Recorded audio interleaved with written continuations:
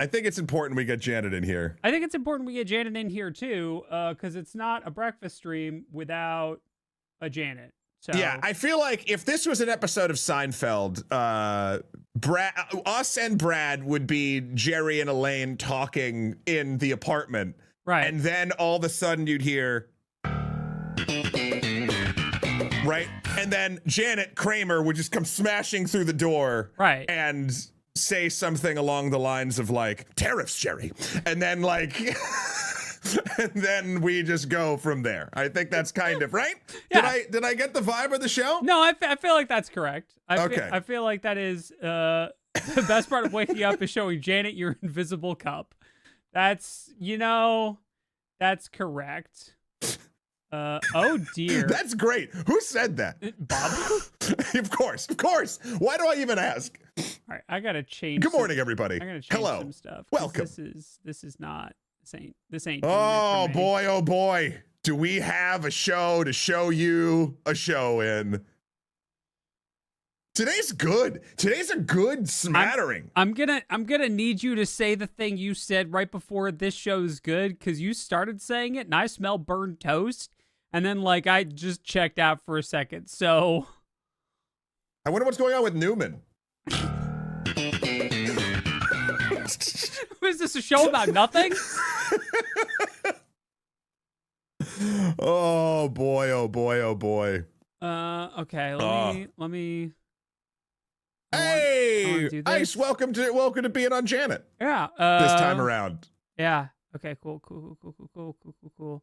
That's good. Now, once I do all that, I need to click this, and then hopefully. Okay. That's. Yeah. What's okay. happening, Will? What's going on? I am changing a thing. It's fine. Don't worry about it. I've changed a thing.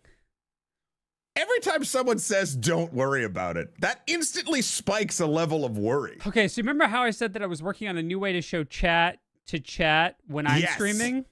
Unfortunately, on my end, that screwed up my view of the dashboard. I see. So that didn't...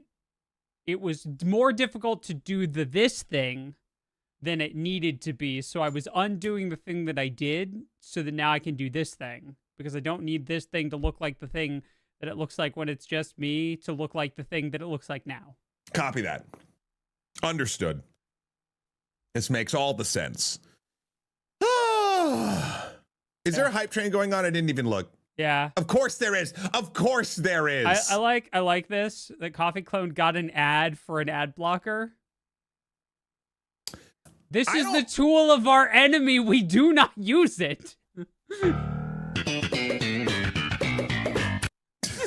You're gonna put that in the actual show, and it's gonna make no sense for Rocky. I don't know what. No, because I'll do a 5-minute diatribe about how we did it on the pre-show. That'll be how it goes. That's fair. It's valid. That the talking about it is going to the thing. So, Snowy, I want to make this very clear. It's excellent that you're cross-pollinating here, watching on YouTube while chatting on Twitch. Look at this, all of the options. And in fact, that is probably, I would argue, the best of the options. Weirdly, is to like just pop out Twitch chat and then YouTube has a higher bit rate, right? YouTube has yes to the viewer, yes, but also they have better VOD controls, right, than Twitch does, which is weird. Don't need that. Yeah. Well, I think that it's 1 minute 47 seconds before I can have my coffee and we can start the show. Should no one else be generous on Twitch, I feel that like is the move. Matt, did you have a good Easter weekend? I did. I went to the park, hung out with some friends, played with Laszlo. It's good. Nah. Unfortunately, ate some Matt, cheese. God, you spoke it into existence. Look, we're always very torn, right? Because your generosity is what helps keep this show going, and we very much appreciate it. And we set up this weird Sisyphusian task of us both complaining about. And yeah, no coffee for me. Thank you very much. Most. Also, Lurker demonstrating one of the new emotes here on Twitch. We have a series of new emotes here on Twitch. We have That's so fun. cheer, old, high five, left and right. Yeah, excellent new emotes by Nick DeWitt. Yeah, there we go. Yeah, no, I got them all. You can just pull them up there. I have my coffee right here. It's weird though, because here high five doesn't like look like they touch, but they do. They do touch. They do. They can. Also, on the YouTube side of things, we are working on trying to get more emotes over there. That's based on what, memberships? Will, is that the deal? That is number of members. Let me see if I can pull that up real quick. The only reason, yeah, like if memberships get high enough, then we can add more emotes, I guess, is like one of the draws. And we have a bunch over on Twitch we can move over whenever that happens. Yeah. But then, see, here's the problem. Is there an equivalent on YouTube? Actually, this might be great for me. That is the equivalent of a hype train that would stop me in the morning on Mondays from drinking my coffee by people being kind and generous. I don't know if there is. I don't know that there is. Okay. All right. So we can get in 4 members. 4? 4 more members. We can get more emoji. How many more emoji? I don't know how many we have right now. Oh, we have 5. We get 2 more. No, sorry. I can count. We have 6. We get 1 more when we get 4 more members. And interesting. And we need so to it's pick, really I need 25% of the work. I need to pick 2 more emotes to upload on YouTube already, and I will take care of that probably tomorrow. Honestly, today is very busy. Yeah. Bob, why you do this?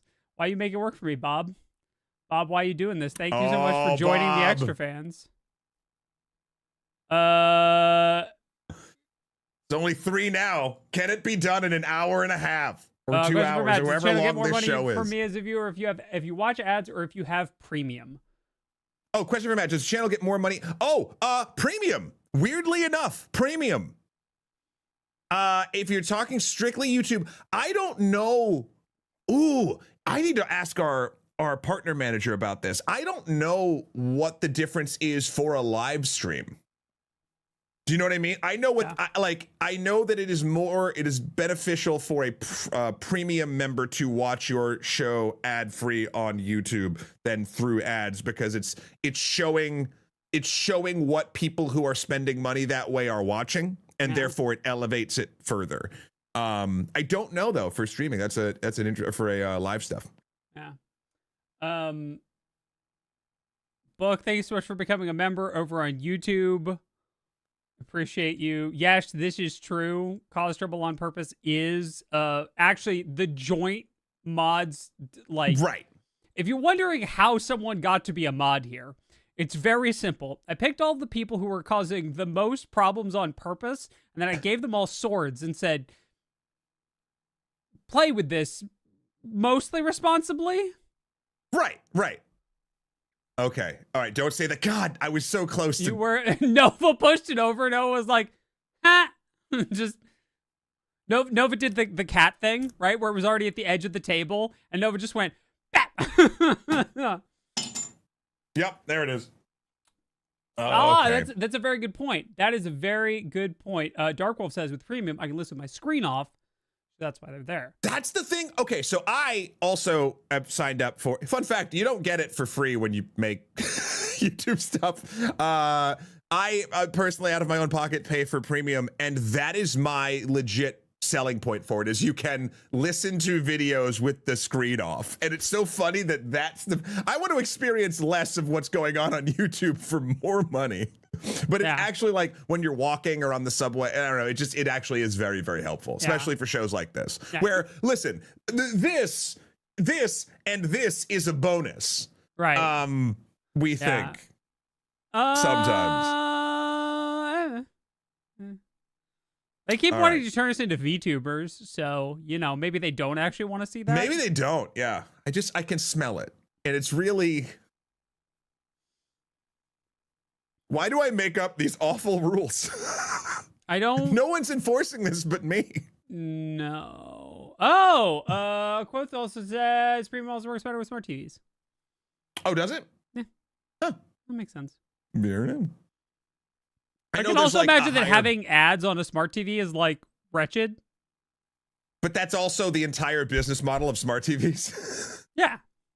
That's why I want a dumb TV that I hook my computer up to, because I don't want the TV to be smart.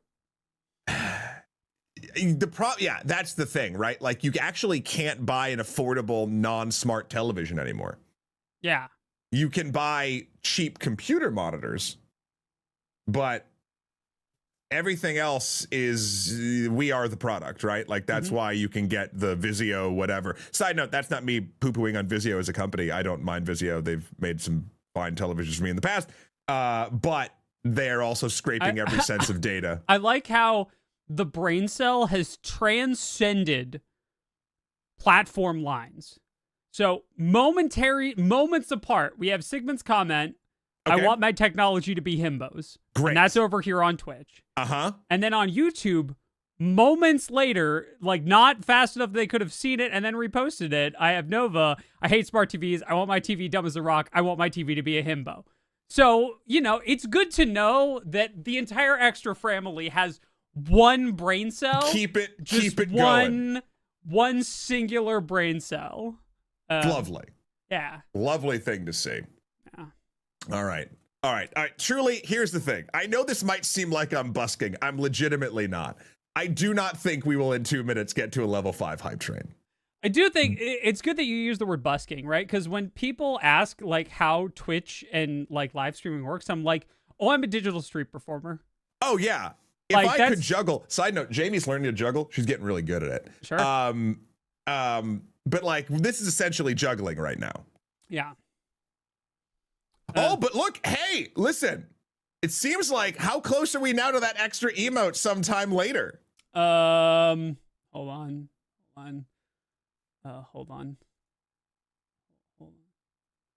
Holding. Oh, that's so bright. Why you do this? Yeah. Oh, actually, no, but this is exactly what I was saying. If you want a giant TV for cheap, this isn't smart TV. Look for display monitors, the ones put in stores and train stations. So it'd be a total of 10. I don't know how many we have right now because it doesn't update in real time. But okay, so we'll find out It's a soon. total of 10. And if we wanted to reach parity with YouTube, we would need more than we're going to get right now. So we're not going to talk about it. Oh, no, not just parity, just to get that one emote. That's what I was talking about. Yeah. I think we're almost there. We're almost there. Thank you all. Your YouTube memberships do help keep the lights on here and pay for the gratuitous amount of internet that I drink through a bendy straw. We will be thanking everybody who's given as soon as the hype train dies over on Twitch. Yeah, because we've found that a riveting pre-show tradition. If we try and keep up with it, it's futile, and we just do it all at the end. I do really want. I would love them to just sell a television that doesn't connect to anything, that you can connect whatever you want, like physically to it, just not the internet. Yes. All right, hype train over. The hype train is dead. Long live the hype train. Second part, not so much. Well, what? Hold on, we gotta find out what emote we got. Oh, we got down bad. Look at the. Hold on, someone. I gotta use this. Hold on. I'm gonna use this, and then I'm gonna go over here and put it on screen so you all can see this stupid emote that Twitch did. Where is this? I got you. Look, it's doing this. It's down bad. It's like a little. I don't know. Anyway. All right. Let's thank everybody. Let's go over and thank YouTube first. We got to thank Aeroboros, Nerdy234, BookDragon99, and Bobberation for joining the Extra Fans over on YouTube. Thank you so much for that support. We are approaching our next emote, and I will be figuring out what emotes are most crucial to be spammed on YouTube and putting them in probably tomorrow morning. And then over on the Twitch side of things, I've got to thank a great many people, and they go like this.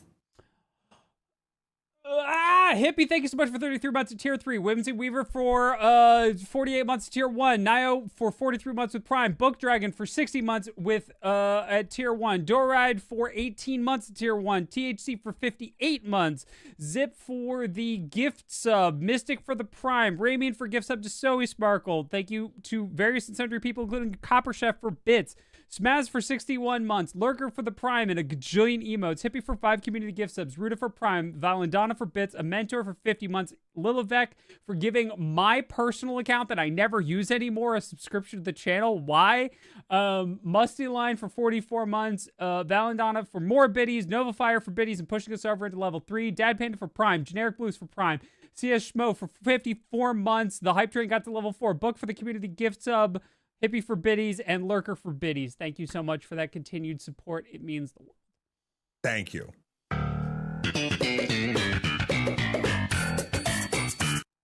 It's called a train, Jerry, but where is it going? Well, it's delivering hype. Anyway. We can start the show now.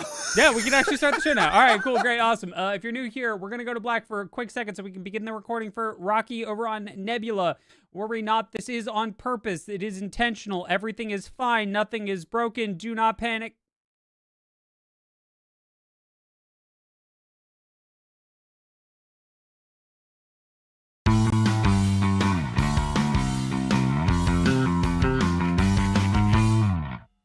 Nope. Did you think that was the start? It's not. We didn't load it into the RAM, but now it's loaded into the RAM, and now it won't hiccup for when we do the record, and now it's perfect.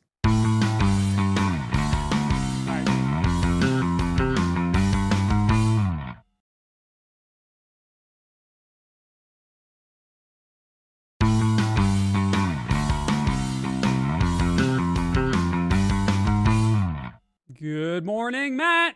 Good morning, Will. Good morning to all of you. Welcome to Games for Breakfast, the only internet talk show we talk about this week's gaming and tech news, but that also in the pre-show we use this sound effect too much.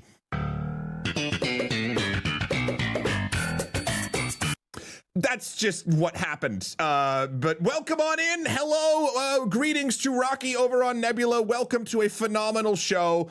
We are, Will, dare I say, we are skinning the proverbial show in many different ways here. We have hold on. I need to read that. Pre-show, Fox Show 2, Fox Electric Boogaloo, and finally the show. Though I believe those are the official names of all of the different elements of this show. I mean, faux show. Faux show. That was better. I like that a lot. Will, how are you, my friend? I'm well. I am energized by the gremlinness that has surrounded us this morning here on the stream. We have gremlins to the left of us, gremlins to the right of us. And here we are. Gremlins to the four of us. Anyway. Stuck in the middle with Brad, Janet, and Rocky. That's right.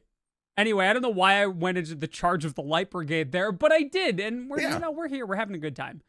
Why not? Why not indeed? I've been waiting. And now it is time. I will put it here.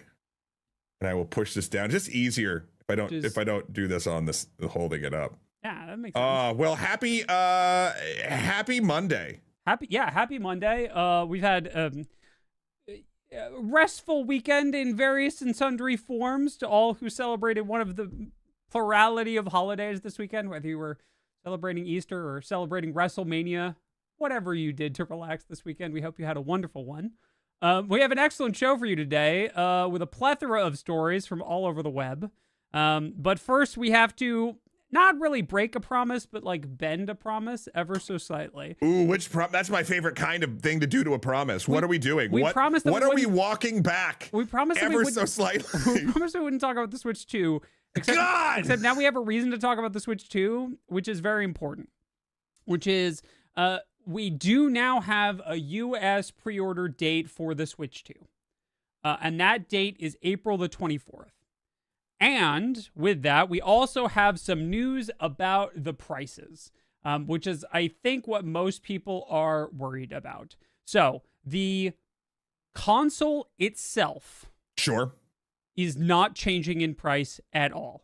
Boom. Console itself will remain $450 for the base model or $500 for the bundle with Mario Kart World, which I think is probably the better deal. I'm going to say if you're going to play Mario Kart, you should probably just get the bundle. And then, unfortunately, the accessories, the accoutrement of this new system have gone up in price rather significantly. So here's the list. This is what IGN has, and I believe this is these pre-order listings are up around the world. So the Nintendo Switch 2 Pro controller, $85. A pair of Joy-Con 2s will set you back a clean $95 US. The charging grip for the Joy-Con 2 is $40 US. A singular strap for your Joy-Con 2 should you snap it out of frustration, $14. The wheel that lets you hold it like my mom did. I love my mom so much. My mom learned to play Mario Kart on the Wii? No, on the N64, and was originally trying to drive it. Like, everyone tries that in the beginning. Yeah, okay. Which meant that when we got the Wii version and you actually drove like that, she kicked all our butts.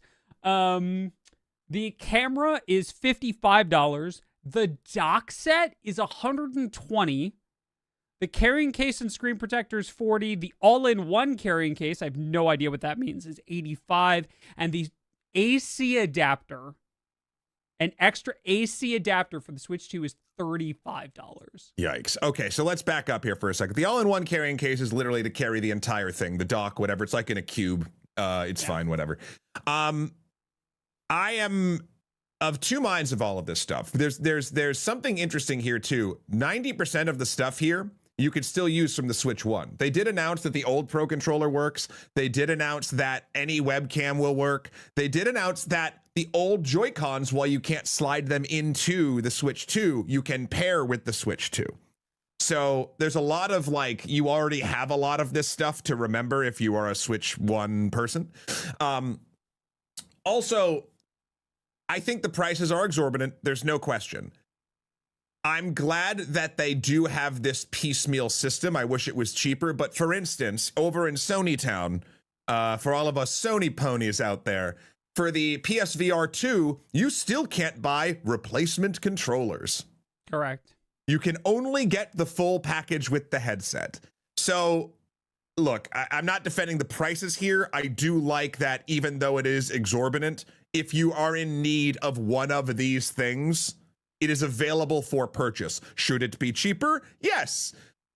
Everything is going up, and we will live through that for all of the reasons we won't talk about because there's no politics on this show. None. Definitely not later when we talk a little bit more about tariffs. Of course. Right. Tariffs. Jerry. Totally apolitical. Anyway, Will, do you have thoughts on this? Brad, Janet, what's going on here? What do we think about all this? Is it just like, oh, great, yep, hit me again with the ruler? Nova had a really good take on this earlier, which I think is right. Keeping the price of the console the same and raising the price of peripherals is clever. People won't notice a price increase there as much. I think that's true. Yeah. I think for a great many people, the price of the Switch 2 didn't change. The total price, which is to say, for a great many people, and again, a reminder, we're not average, we're way more invested than the average gamer, emotionally and monetarily, usually. They're just going to buy the console. They're going to buy the console. Does the console come with the dock? Yes. Then they're going to buy the console and the dock and be good. And they might buy a Pro controller if they don't already have one. But given that the target audience for the Switch 2 seems to be people who bought the Switch 1, they're just going to use... I might say that it's funny. I think a larger portion of this audience is actually people, maybe not larger, another large portion. I think this might be people who are waiting on the Switch. This would be the thing. Because again, with the ubiquity of the Steam Deck and other handhelds that are of this power, now this thing has what people are considering a comparable or a good enough amount of power behind it. The people that were holding out because of that, I think now might also try, especially with some of our stories we're going to be talking about later, with other companies outside Nintendo kind of championing this console in ways. So I think this is also a move to get more people that aren't already in the ecosystem into the ecosystem. Yeah, I think that's very true. I like most of Ghost Cities. Their OLED S1 works great still. Don't see the incentive to upgrade yet. And I think that's totally. I think that's pretty common. The main reason I think that Matt and I are both sort of raring to go is there's definitely a world where we get a bunch of people together on launch day and we all play Mario Kart World together. Like the second that I can guarantee that Will and I have a pre-order of this, I will start nailing down every contact I have in this industry to try to see if we can get a day one 24 player madness nonsense thing absolutely. going on. It'll be I will have to find new ways to represent who on screen is talking. It will be absolute nonsense. We also have the additional, that is to say, we also have the additional incentive and consideration of this being content, right? So like, while the average consumer might not need one, we kind of do, or we're behind. So, which is an unfortunate truth, right? And it is somewhat Ricky Bobby-esque. If you're not first, you're last, right? Like, yeah. And Damon has it here too. It's write-offable, and that's not for everybody. We understand that. Yep. Okay. Next up, speaking of things that are old becoming new again.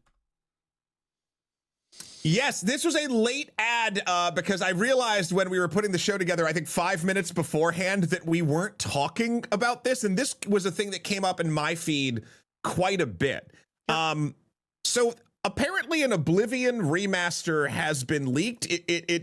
I'm having a hard time keeping up with all of the actual factual bits of this leak, but apparently screenshots of this were leaked, and people are thinking it's coming out sometime in late April, like almost like a shadow launch. Most people believe it will either be today or tomorrow. Okay. Tuesday feels like the day for some reason. Why is that? Tuesday, well, because Tuesday generally is the day. Is that traditional? Well, because DVDs come out on Tuesday. Oh man, remember when that mattered? DV Tuesday, yeah. Man, I got world. sad. Some stuff does come out on Thursday. For instance, Claire Obscure comes out on Thursday. I know this because we're playing it on Friday. I think this is a good window to get it in, right? Because they don't want to compete with Night Rain, I don't think. Although this is probably one of the very few things that could go toe-to-toe with Night Rain in terms of being like a fantasy RPG-esque thing. I think they're completely different spaces. Truly, I think that the Night Rain is banking on being named Elden Ring, and that's going to be what takes the oxygen out of the room. Not that they're directly competing, but like it's a thing that's like Elden Ring. Everybody go play it. Maybe, I don't know. I feel like a Bethesda RPG and even Elden Ring, like core Elden Ring. I don't know. I just feel like a remaster of this game, which again I enjoyed but did not finish, Oblivion. The scaling is what got me. I think we did an episode on this on enemy scaling and how Oblivion just bodied you no matter how high of a level you got. It just raised the enemy, like so a mud crab was killing you at crazy levels. I don't know. I would be interested in checking this out. I feel like this is sort of Bethesda's kind of like, Elder Scrolls 6 is not going to be ready for 1,000 years, so we made this. Enjoy. There's also rumors that a Fallout 3 remaster is going to be happening. Yep. Oh, and there's a great point. I wanted to bring this up. Karma, thank you for reminding me. So they did talk to the modder who was doing the fan remake, and I believe, I don't have the direct quote in front of me, but the tone was, no, this is great. Like, I'm going to keep doing my thing. This is awesome that they're doing this thing. Great all around. And that's the real modder's sort of creed, and I liked that. The remake in question is called, or the mod in question is called Skyblivion, and it is a port of the entirety of Oblivion into the Skyrim engine. Yes. Which would make it highly compatible with the mod catalog for Skyrim. So you could replace Sheogorath with any number of things. Of Macho Man Randy Savage's. Oh yeah. Oh yeah. Cream of the crop. Yeah. So Anyway, well, by the time this stream is over, and maybe by the time this is on Nebula, this could be out, and maybe you're already enjoying going back and fighting the Daedric princes. I believe it was Daedric princes. I don't remember who the enemies were. I remember they were demons. But yeah. I mean, generally the Daedric princes are probably somewhere doing something. Okay. Excellent. Next up, a piece of news that is of interest to Matt, and actually to me is like a theoretical, not as a practical, but as a theoretical. 2XKO got some recent news, two pieces, one of which is near and dear to my heart, and the other I think everyone will be happy about. Number one. This is the Riot fighting game, by the way, based on League of Legends. Yes. They need a better name. They do, but Riot stinks at naming things, so... There.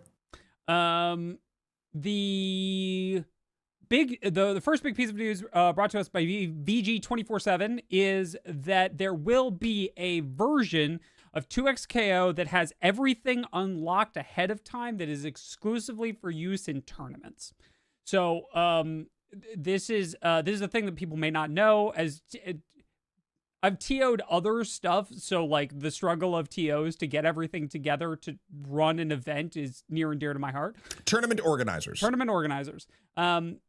It turns out that if you don't have this, you need to have copies of the games with all the fighters unlocked, which is either expensive or time consuming, or both.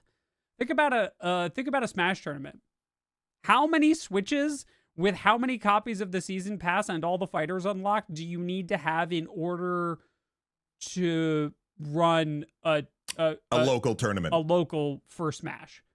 Yeah. Too many, right? Unless everyone brings their own, but then now you've got people like you're trying to track consoles, and that's no, too much. So having an offline mode and a version of this that just comes with all the characters unlocked is going to support the tournament scene. There is a weird hitch, which is they have not clarified and no one is sure how the offline mode will interact with Vanguard, because Vanguard will also be on 2XKO, which is one of the reasons that a lot of people won't be playing it. Vanguard is Riot's kernel level anti-cheat that activates on boot up and at least to common understanding tries to call home.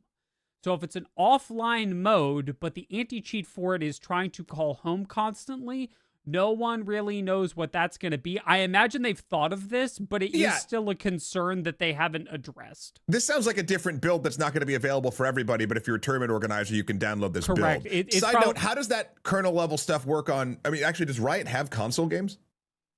No. So is this going to be a console game? Are they trying to get this on consoles? I don't know that they've confirmed that it will be on console. If they don't put a fighting game of this caliber on console, that seems kind of strange. It's one of the last places people will sit and play can play together in that way. Wild Rift, right, is out on console. Yeah, there's a version of League for console. So sure. This is going to be PS5 and Xbox One. Okay, cool. I think my guess truly is there'll either be a downloadable client that you can do on PC that is this version for tournament organizers, or that only has local and doesn't even touch the internet. Or they'll do versions of that on the PlayStation and Xbox, etc. And it wouldn't be the first time companies have given special programs for tournament organizers. So most wargaming companies do this. Not Games Workshop, but Privateer Press, Weird, Infinity from Corvus Belli, a couple others, all have independent volunteer programs that you apply through and get they check you out, and then you get access to special tools to help you run tournaments. It's conceivable that this works in the same way, that you apply through Riot and they vet your league account and make sure you haven't been banned for toxicity, and then they're like, all right, you could be a TO now, here's your special TO stuff. So that's definitely one way it could be done.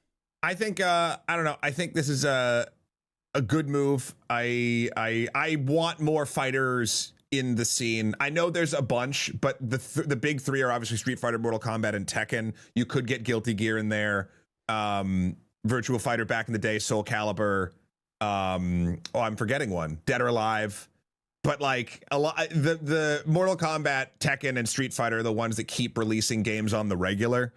Although Guilty Gear might, I gotta be honest, I've fallen off the Guilty Gear train, not for any reason, just I can only keep up with so much. Yeah. I really do want this to do well. Another thing that kind of came up in this story is about their roster.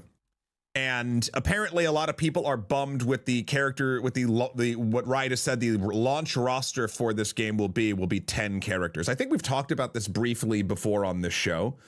But they've now heard this and they're going to try to get more up before launch is what it sounds like.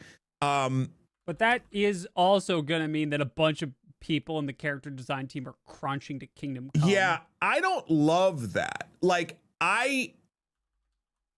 it all depends on their pricing model. Like, if this is going to be a free-to-play fighter,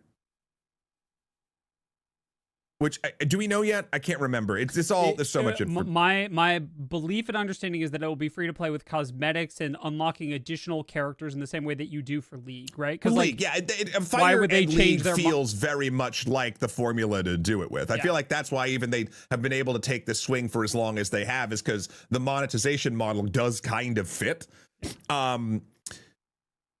I don't think 10 fighters that are polished incredibly well at launch is a bad roster. Like, maybe I don't know, like, especially for a free-to-play game that's going to be built on like that. Like, I wouldn't want a $60 Mortal Kombat to have 10 fighters at this point in the game. Like, that makes zero sense to me. Right. But like, I don't know. I was a little bit worried when I heard that they're going to try to get out more of them before they launch it, because A, it might not be as smooth and as polished. B, developers are going to crunch, and this is still a relatively small team, even though it is Riot. I don't know. They were saying that 24 feels like the best option, but they're not like guaranteeing that, basically. 14, more than no. Again, that's what they said they'd love, but they don't know if they can hit it. Yeah, they said we're not close to that now, so we're going to work quickly to get to that point, and then we're going to keep going. Yeah, I was going to say, like, if you're not going to do 10, 12. Yeah. And then you point at original Smash. You say 12 and you point at original Smash and you're like, it was good enough for Smash. It's good enough for us. We're launching more. OG Smash launched with 12 and you played with 12 forever. So, right. Tom Cannon continues, he goes, there's a reason why I'm being a little cagey about this stuff is because we're honestly still getting better at it. This is new fighting game team. Even though we've been through this for a little while, we're not on like version 5 of the franchise, right? We're building this team as we're going and learning how to do things. You're seeing the game get better and better, look better visually, and the character kits keep getting more dialed in, frankly, as we're getting more familiar with the game and better at our jobs. Like, at that, I love that. I love that mentality for what is essentially probably Riot's like real only like new IP. Well, they've got that MMO thing. Yeah, this seems I don't know. I don't know. I just like when someone's like, "Hey, we love this. We're not perfect. We're getting better. We're trying." Yeah. And it does. It's been looking good so far. So I don't know. I hope they're not rushing too much. I think you could. Again, I don't know the methodology or the how much money they need to bring in to keep this thing going. However, or like player count or what have you. I can't imagine this flopping. No, not at all. I think this is going to. I have a theory where this game, I think, will actually help revitalize the fighting game scene in general. Not that the scene, like the deep scene is still there and embedded in the bedrock of gaming and not going anywhere. But I'm talking like the more casual player scene, because what this is going to do is take not everybody, many people who play League who love these characters and want to try out this thing. And it's going to catch some people. And when you have that bucket of however many millions of people play League, even if you knock that down 10% and then another 5% of people that stick, that's a huge number of influx into the fighting game scene. Yep, agreed. Also, breaking news. Let's just put a post on social media teasing the Oblivion remake announcement. tomorrow. Boom! This is what I wanted. I wanted us to at least say the words before. Did we get it in actually beforehand? That's what I need to know, Brad and Janet, right now. Is that posted date before or after we said it? Yeah. I just want to know. Yeah. Okay. Jimmy thinks so by a few minutes. And I think the 2XKO is not especially new user friendly. League isn't new user friendly either. Like they've almost on purpose, right? Jeff and I talked about this when I was trying to like understand League better last year. Right. It is a thing that you will have to become good at over a long period of time, and that feels like a thing that it shares with 2XKO, right? Like if you're already enfranchised into the lore and the world and you want to try something different, then I feel like that hurdle is not insurmountable for the target audience. Also, there is half-baked idea in my head right now. So this very well could be wrong. I'm still getting better at my job.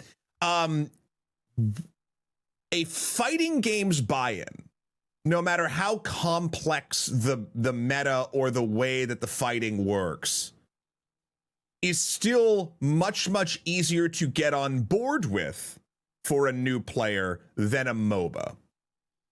Though they share a couple of things, right? They do, but like, and the reason I say, and again, I'm happy to be proven wrong by many comments, but intrinsically, the goal of a fighting game is pretty simple. Knock the other person down and get their life bar to 0. Yep. A MOBA has a few more things involved than that. The methodology is more execution complex, I would say, in a fighting game, right? And the goal is simpler. Well, technically in a MOBA, it's knock down that big building thing and reduce its life bar to 0. So, but it's not as simple as one screen sort of correct. Like, and I will say this.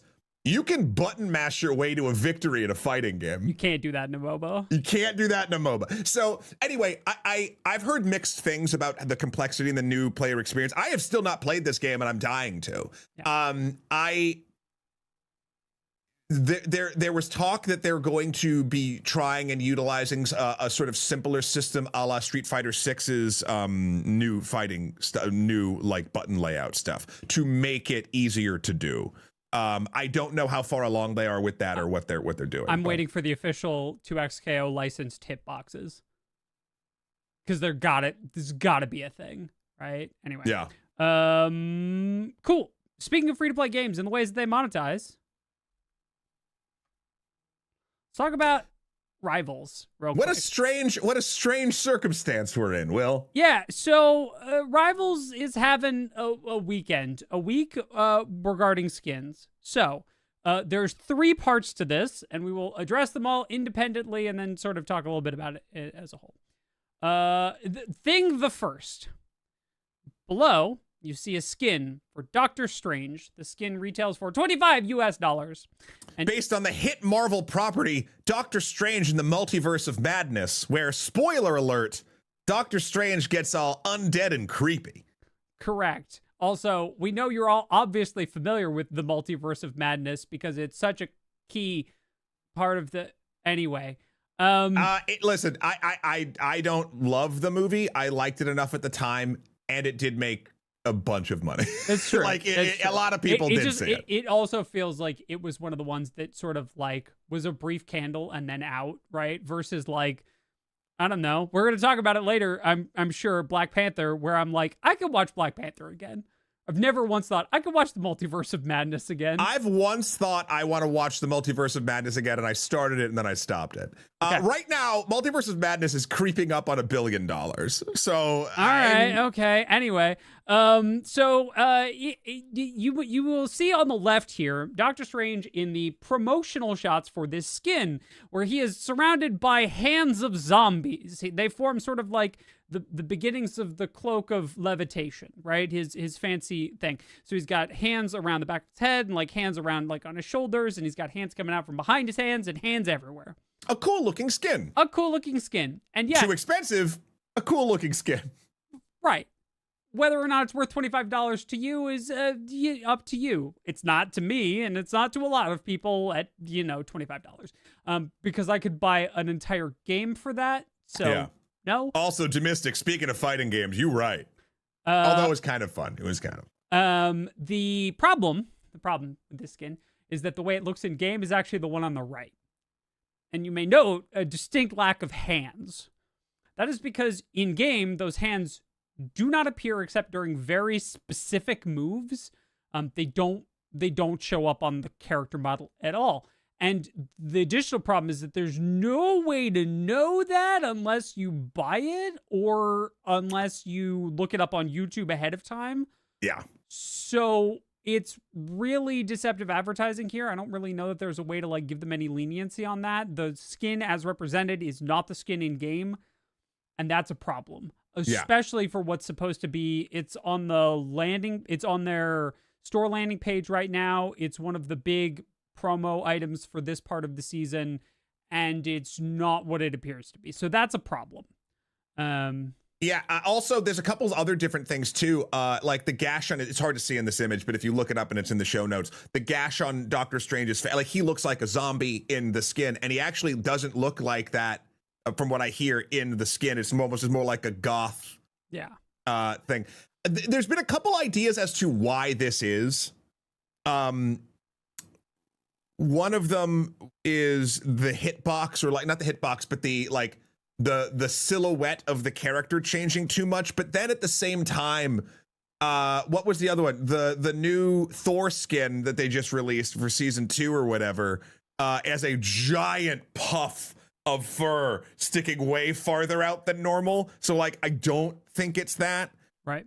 I was trying to think if there was, and this doesn't, I don't think strikes too hard into this, but if it was the undead of it all. Do you know what I mean? So important to note that the ways that the undead are portrayed culturally in China are very different than the ways that the undead specifically are portrayed in Western media.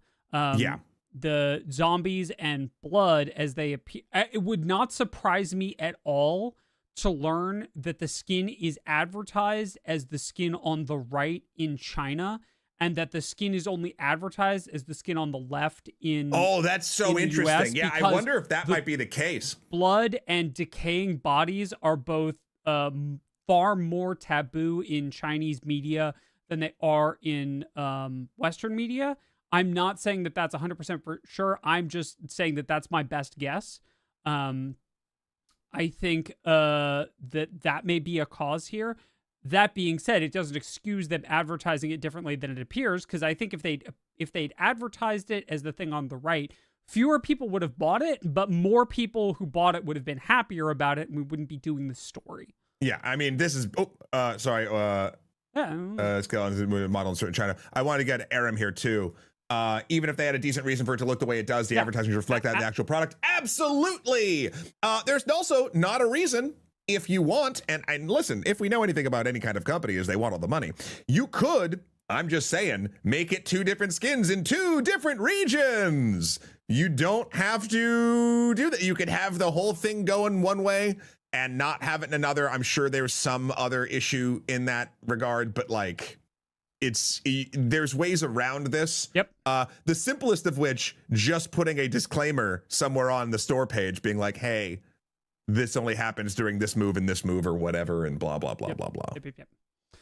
Similarly, there is an increasing amount of ire, consternation, confusion over the introduction. I like introduction. Introduction of unstable molecules, a new currency to Rivals. Unstable molecules, Jerry. They exchange 1-to-1 with units. Units, which are the premium, with the premium currency. They exchange 1-to-1. Credits, units. I don't remember. The gold one. The little gold one you buy with real dollars. Anyway, they exchange 1-to-1. Money? Yeah. Yeah, essentially money. You need 600, which is $6. Mercifully, there's like a reasonable 1-to-1 there, so you need to exchange them 1-to-1. And unstable molecules are used to recolor costumes. And that's it. They introduced a whole new currency for that instead of having it be other things. My thinking is that it will likely be possible to earn some amount of unstable molecules through a different system in-game that they don't want to end up giving directly premium currency for whatever reason. And this is the soft launch introduction, and it's being done poorly. Who knows? People are complaining about $6 skin recolors. As they should. Okay. I am of two very battling minds of this subject. Marvel Rivals is another free-to-play game. They're not charging you at the start, and therefore you are the product. Everyone should understand that. And you can vote with your dollars by if you don't want a $25 Doctor Strange skin. Hopefully enough people don't buy that Doctor Strange skin. I hate the idea of paying for a recoloring of a skin on principle. But if they are looking for different ways to get this game paid for to continue running as a free-to-play experiment, this feels like a low-hanging fruit to do. Like, I would be much more viciously attacking this decision if this was in a standardized, $40 to $60 pricing package of a game. Like, this would be abhorrent, and the idea of stripping a game for parts as we're slowly buying less and less of our game because they're just making stuff like this. Is this a gateway to that in other places? Sure, because you could normalize it in this scenario, and then a new game that does cost an actual amount of money could try to pull this stuff and blah, blah, blah, blah, blah. But, look, I think Marvel Rivals still being free to play is keeping it that way is going to cause a lot of stuff like this to pop up. They're going to just keep thinking of things like this. Will, you bring up a great point. This is also probably a soft launch to increase the value of the game's real currency and start giving out more of this and less of that other currency for things. I would because not be now, yeah, because now they can give this and this. It has parity, but I imagine you can't exchange. Actually, someone who plays Marvels or Rivals right now, let me know. You probably can't exchange unstable molecules for the currency. One way. Which means that I would not be shocked if Season 3 replaced a good number of the premium currency nodes with unstable molecules. Right, that's my thought. Because this is another way to keep you from rolling the battle pass too hard, which is a thing that players want and companies don't, right? Players want the battle pass to pay for itself in premium currency so that if you complete the battle pass, you can get the next one. And that's an understandable desire from the players because you're putting in time and effort and you feel like you don't want to spend money and time and effort to get rewards, and that makes sense. Companies don't want that because it means that players don't spend money on their game, right? After the first infusion of cash. So I would imagine that this ends up being battle pass bait, but we'll see. Something interesting that Turin brings up, gravely overpriced, but it feels like it's only crime created the only monetization out there trying to manipulate you into consuming. That's something else interesting too. Could you imagine? I'm trying to think of how this works, and charges credit cards take based on the amount that you pay can be different based on the processing fees and things like that. Like, every company's making money off your money, right? So imagine if recoloring a skin was 99 cents. If I was a Marvel Rivals player, would more people engage with that to make up the difference? I'm sure they did the math to figure out what the $6 spot was the sweet spot as to why. They do have like a $4 intro pack that they did a little while ago that is probably their test for how many people will buy it's got orange Venom, so a skin recolor and a token in it for one skin. and it feels like that's their like, hey, it won't hurt to put your information. Yeah. Yeah, I mean, here's the thing. Like this is just Richard's example, but like I'd recolor one skin per week. So like it's almost like do they think that this is something that people would do consistently enough, or like do they think this is like a one-time purchase or something like? And also, if they made it 99 cents and they were trying to change the currency, like it weirdly feels like it would make more monetary sense for me in parody, because if they were cheaper to do, you would do it more. And you'd spend your earned unstable molecules more, but eventually you would run out of skins that you have to recolor because you'd find your favorite, so you'd have to buy more skins. Where at $6 a pop, unless they're just doing completely high spenders, it doesn't feel like it's parody. Like, and it's funny because like the Doctor Strange skin, like we're going to talk about sort of three I'll use the word sins. It's not that hard or not that bad. But we're going to be talking about three different types of monetization for games like this. One is the exorbitant super special skin, right? We've seen it even in like Hearthstone has like a $50 nonsense Ragnaros garbage thing. And so like when you have that up-priced skin that's just supposed to be the most premium of premium. Two, you have these sort of mid-tier things that should be cheaper, even though they're treated like they're a little bit more, that is literally just a palette swap. There is a design cost ever so slightly to make sure it doesn't look like hot garbage, but it is vastly cheaper than designing a new skin. And not to go back to full Macho Man Randy Savage Bonesaw territory, but number 3 is 3 minutes of playtime, is our next bit of this story, which is just being sexy. That's the third skinning sin of these types of games. So I don't know if all y'all are as old as my dusty skeleton is, but Marvel, I think 25, 30 years ago, something like that, put out the Marvel Swimsuit edition comic book, which you get it. This time they're releasing another one this year, and it's called Marvel Swimsuit edition. What do you got? Go on. I have a question. Friends, foes, and rivals. Will, I'm curious what you... I have questions. My first question: what does the Thing wear to the beach? I desire to know, mostly for curiosity reasons. Okay, have you seen Borat?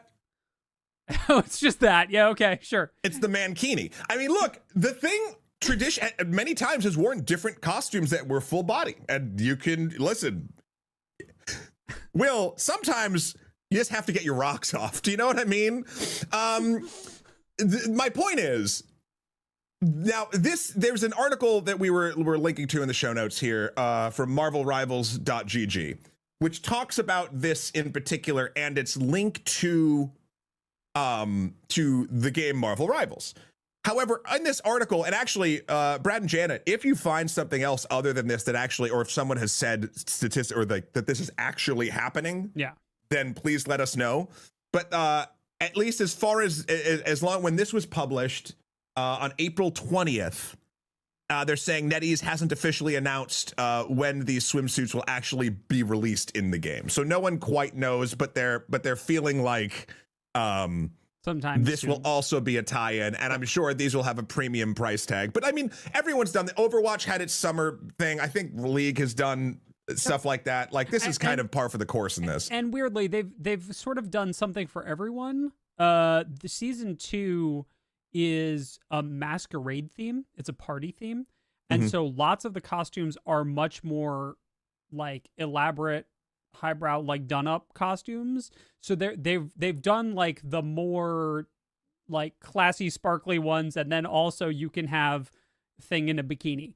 And that's like you're hitting all your quadrants. Yeah, right. Like I am doomed because I'm a Cloak and Dagger main, and the final skin unlock for the battle pass is a cloak and dagger like Mardi Gras masquerade style Right. skin, and it's gorgeous, right? And I'm like, all right, fine, I guess I'm playing this season, whatever, right? Yeah, it's the Hellfire Gala specifically, yes. Yeah, and I guess the plot of the comic book is Janet Van Dyne, the Wasp, who is a fashion designer, I believe, sets up a fashion shoot after finding out that the Roxxon comic put out an unauthorized swimsuit magazine. That is the plot. Again, I don't know why Spider-Man doesn't have his mask on here. That we are past the brand new day timeline. Who knows? Yeah. Yeah. Also, what was I gonna say? Like, I'm curious. So, like, Hellfire Club did just happen in Rivals as well, with Emma Frost being here, and that whole. I feel like that look is the other side. It's the pendulum swing of the swimsuit edition. Yep. So we'll see. We'll see how it goes. We'll see. I'm curious what the pricing model is. Because exorbitantly if they're actually going to do, and they're going to make a ton of money. Yeah. Yep. Okay. The ads are coming up in 20-ish seconds, so we're gonna be here. Spider-Man one more day on the beach. Amazing. Just where's Mephisto's like thong? Like, that's really what we need, I think. Yep. It's the beaches of hell. Yeah. All right, it's ad time. We're going to do ads here for things you can't buy while you see ads for things you can. If you're new here over on the YouTube side of things, we do ads for fake made up things because we need to run ads to keep pre-rolls off over on Twitch so the people coming in can just jump right in the conversation. So we're going to sell you things. Matt, would you like to begin? Yeah. I'm going to turn this down a little bit. Hi, Matt from Extra Credits here, who's actually not going to be the person selling you something right now, because now he's back and he has you for 3 minutes. 3 minutes of playtime that he's selling you. That's right. These ads will go for 3 minutes. And then I'm going to keep talking like Macho Man Randy Savage, brother. And then we're going to find out that it's the cream of the crop and that I forget the other taglines that he used to say, but that's all right because he just sort of rambled into it, talking about Hulk Hogan and then doing raps. Do you remember how Macho Man rapped and made fun of Hulk Hogan back in the day? Look where Hulk Hogan is now. I think Macho Man was right. Yeah, that's it. I like Matt getting possessed by the spirit of Macho Man and all of a sudden. I have Macho Man glasses behind my green screen. And I was like, in my head, I was racking my brain, like, how do I get them cleanly? And I just couldn't. Yep. Macho Man was right. All my homies hate Hulk Hogan. Yeah. Yeah. That was one of the you know what I have to do? I have to get a sound clip of that for this show. I have to find, I'll hunt that down of be a man, Hogan. Like, that was like the call and response bit of that song. Okay. All right, you ready? Yep. Here we go. Hi there, friends. With summer approaching, you're going to see a lot of games doing things like this, trying to sell you swimsuit editions to get your eyeballs on the game. Well, let me convince you that you should buy Extra Breakfast Swimsuit Edition. Now, before you turn off the channel, this is how this is going to work. Matt and I are going to get those old school, like elbow to knee, blue and white striped, like, you know, late 1800s style long sleeve shirt with suspenders. Right, yeah, and they come with suspenders and the hats, right? We're gonna straw hats, and that's the costumes that we're gonna wear in our swimsuit edition. So that's what you should be buying, right? That's what everyone wants this summer. Just I saw the panic. I was like, go with me on this. It's okay. It's fine. Yeah. Oh. I think, listen, what I've always said is if we make it big enough that we're doing like a hot tub stream kind of thing, that's what we're going to do. We're going to get like the, you know, up to your collarbone, down to your elbows and your knees. And the straw hats are mandatory, obviously. We'll have to ship Toasty back, and we'll get one a swimsuit for Toasty McBoatface, the wayward toaster. I feel like having a swimsuit for a toaster might be a touch dark for our audience. Yeah, he's not plugged in. Okay. All right. Yeah. Ye Olden Hot Tub. That's correct. Can't wait for Armored Core Swimsuit Edition. Amazing. Yes. 100%. Yeah. Hey, everybody in chat. What's the best swimsuit edition? Wrong answers only. Yeah, right. Love this. Love this a lot. Armored Core Swimsuit Edition is pretty clutch. Yeah. I liked Goldie's comment from over on YouTube. A bathing suit, emphasis on suit. On suit. Just like a 3-piece. Of course. It's just a 3-piece that you wear into the pool. Call of Cthulhu Swimsuit Edition. There I like Warhammer 40k Swimsuit Edition. Oh. These are good. These are good. Carrion. Yep. Yeah. Also, is it coming in too fast for me to catch? Portal, only the turrets. I like only turrets. Yeah. This is great. Okay, so we're gonna keep moving because we are running a touch behind because chat decided they were gonna hype for an extra long period of time this morning. So we're gonna keep moving. Darkest Dungeon Swimsuit Edition. Amazing. The sun beats down onto your burnt skin. Aw, you made me sad. All right. Oh, sorry, buddy. Okay. Next up, real quick, we've talked a lot about Game Pass and the impact that Game Pass has had on the industry. One of the questions that's been asked is, by giving the game away for free for a period of time at launch, are you hurting your sales? And there's been a lot of speculation, and a lot of people have sort of armchair analysted a lot of this. But we haven't had a real developer point of view that's been particularly strong before until now. And the Atomfall devs have actually taken the time to speak to reporters about the way that launching on Game Pass has had an impact on their sales and on the profitability of Atomfall. Atomfall's been relatively popular, and so it's been kind of an interesting thing to see. It is pretty much as we had sort of expected. Ow, hi. Can I get dark mode on this page? Yeah, you just lit up like the freaking sun. It hurt. It hasn't hurt as much as one might think. It also they did confirm, though not exact numbers, that Microsoft does guarantee a rather substantial sum of money for being on Game Pass, kind of like Epic does. Everyone's in this game of trying to get people onto their service. So yeah. Microsoft is willing to pay developers a guaranteed amount of money to get them on the service so that more people will get on the service, right? This is user acquisition cost. And if the user acquisition cost is paying for 100,000 copies of Atomfall, then that is probably worth it to Microsoft, right?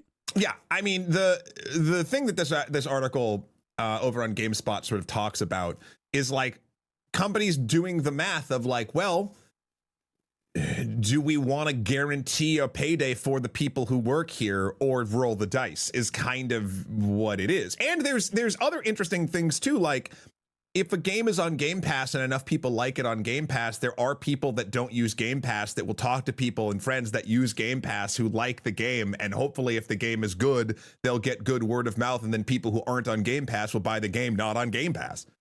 Right? Like there's a weird trickle down scenario there that might actually work, but no one really knows it's hard. How do you quantify this in a way that like you would be able to actually guarantee it?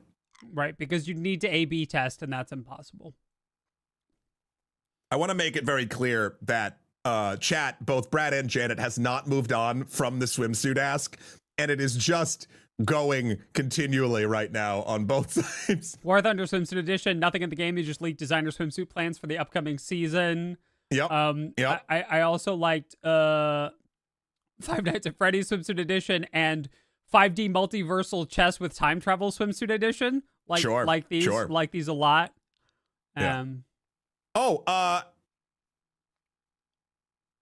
Game Pass. I think I might hold the record now for the person who said the word Game Pass the most that doesn't use Game Pass. Yeah. So this is just kind of an interesting perspective to have. I wanted to bring it up because this has been a topic of conversation before, and now we have devs speaking about their experience, and that's good. Yeah.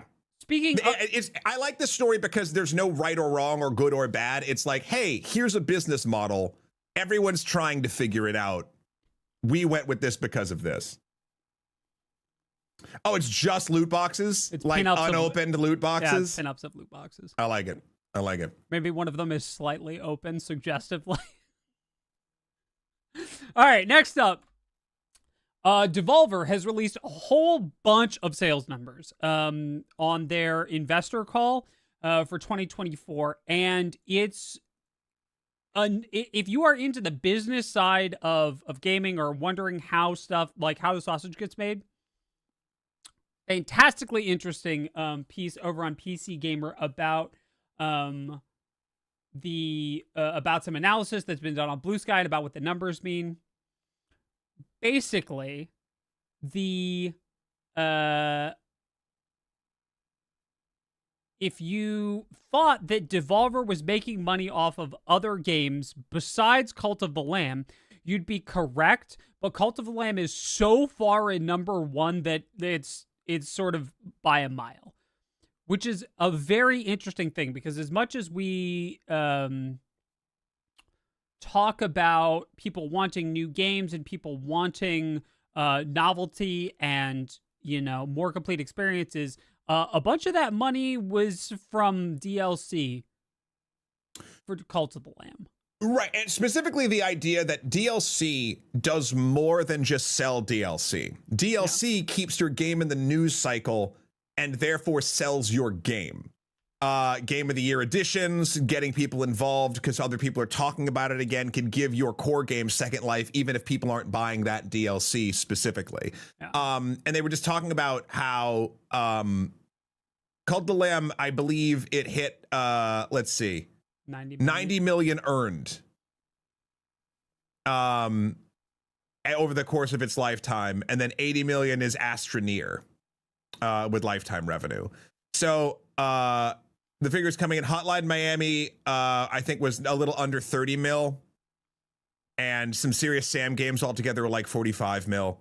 But the way that like it's interesting is like you can have even new IP start feeling like an institution if you support it continually out the gate, like Cult of the Lamb did. It also helps that Cult of the Lamb is an excellent game. It also helps that Cult of the Lamb had such strong Twitch support, right? Even though there's a lot of things it had going for it. But it's interesting to see sort of companies, and Devolver's always on top of this stuff, but like sort of being like, yeah, like this is a valid methodology for keeping your game in the news cycle and therefore continuing its sales. Yeah. Like the DLC value goes beyond DLC. Absolutely. I think that's pretty cool. Yeah. In other game biz news that's kind of interesting and kind of amusing to me, at least, Tempest Rising launched early on accident. And they just kind of went with it. So in a world where launches are so carefully coordinated, where things are planned out down to the day and the everything, having this happen is kind of interesting. Yeah. So Tempest Rising's premium edition had early playtime as part of the deal. You would get to play early, I think a week early, if you bought the premium edition and supported the game and all that jazz. And then they goofed. Because instead of enabling early access for the premium edition, they enabled early access for everyone who had pre-ordered. Oops. And they felt like it would be a bad move to take it back. To say, no, you're not supposed to have it yet, right? Yeah, it would. Yeah, I believe another game attempted to do something like that, and it ended poorly. And so they just, ran with it, and now the really interesting thing is, what started out as a goof is ending up to be very positive for them because it's ending up in the news cycle as a cool goof, and then they followed through and did the right thing, which was letting everyone keep the game early and further compensating premium DLC members with something down the line. They're working on something because they don't have it planned, obviously, and that's good. I'm sure it's interesting. The early different types of games and the early bird, like buying the deluxe edition to play it early, has different value props for different kinds of games. This is what, basically a base building RTS? Yeah. I would imagine the player base probably isn't terribly upsetty spaghetti about it, because this means that they'll have more people to play with when the game launches. Like, if someone actually pre-ordered this and was like upset about the thing happening and not getting the thing, please let us know. But I feel like this is overall a good thing, even though it is a mistake. Yeah, I like this. This is the launch equivalent of tripping, falling, and sliding into a breakdance. Correct. Yeah, sure. Correct. It is taking full advantage of the mistake and then capitalizing on it in a good way. Yeah. Dark says they might not get to level up before the others, though. Is this a level up kind of game? That's what I don't know. Like, I could understand, like, the value prop, even though I don't agree with it, of like an MMO letting people get on early to do the things. That has value, I guess, to some people. Yeah. But I'm not sure about it is this a one. classic style RTS set on Earth after a nuclear war, developed by Slipgate Ironworks and published by 3D Realms at Knight's Peak. I don't see. I mean, it's very much like, I'm sure it has rankings, the only thing that this is missing, by the way, is Tim Curry saying that he's going to the one place that hasn't been corrupted by capitalism. Like, that's the level of RTS that we're talking about. Space, right? And like, I don't foresee this being in any way negative. Yeah.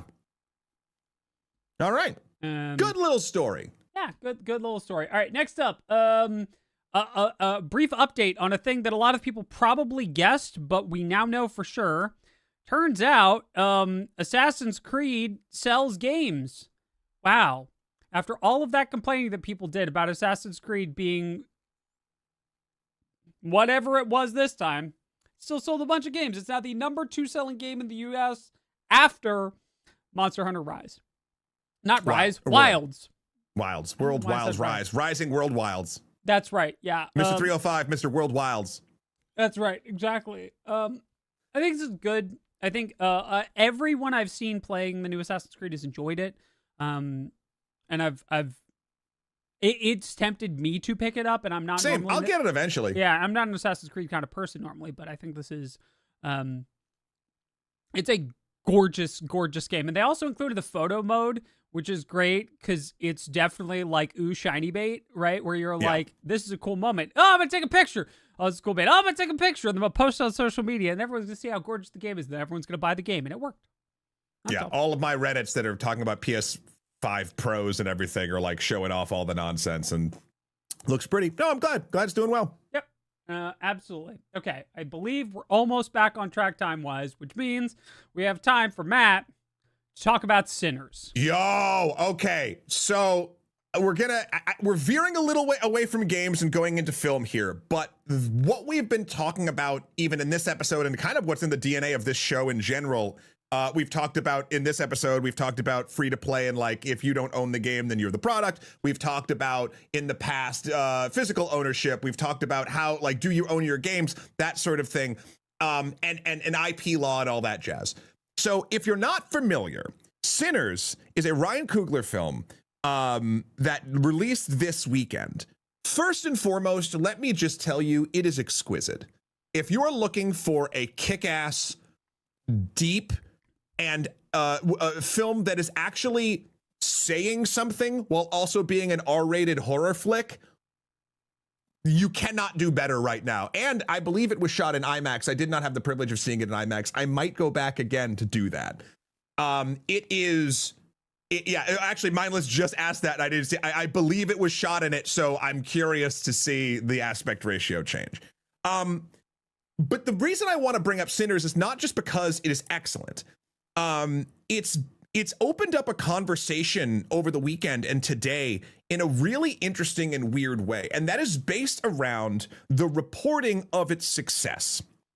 A couple different places, you can find it in the show notes, but basically I believe in Vulture and Variety and a couple other places were posting about like, man, it made $61 million in its opening weekend, but it still has a long way to go, or it's not going to be profitable, and da-da-da-da. And it had a real negative bend to what essentially is a really positive story about a new R-rated film in this climate pulling 61 million in its first weekend. Yeah.